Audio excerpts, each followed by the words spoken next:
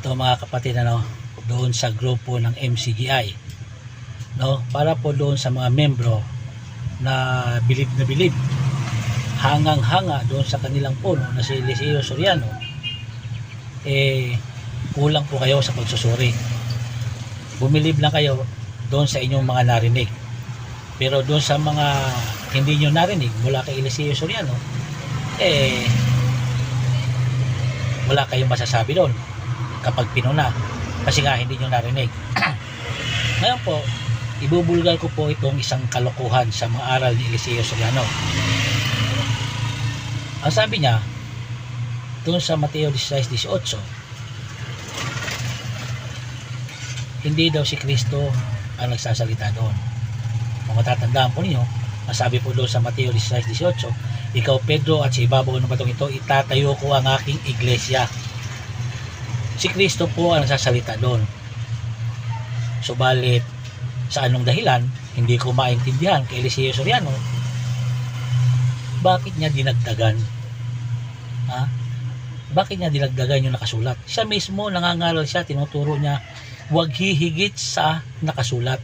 Sabi ni Eliseo Soriano, huwag mo ikang dadagdagan at huwag mo ikang babawasan kung ano man yung nakasulat sa Biblia. Pero ano itong nangyari ngayon?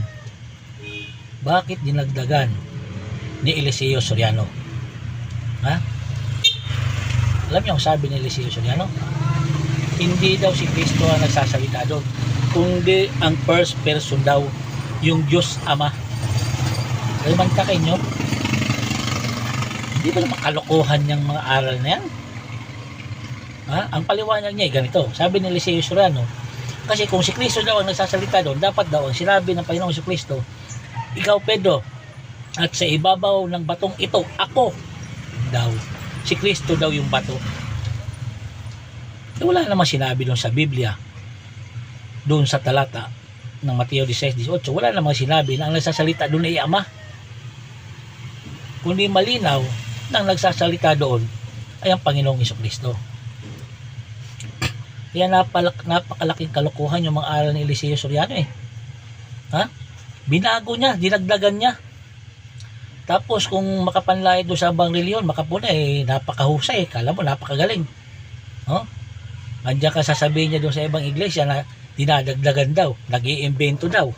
Yung mga iglesia Katolika, nag-iimbento daw. Siya rin ito.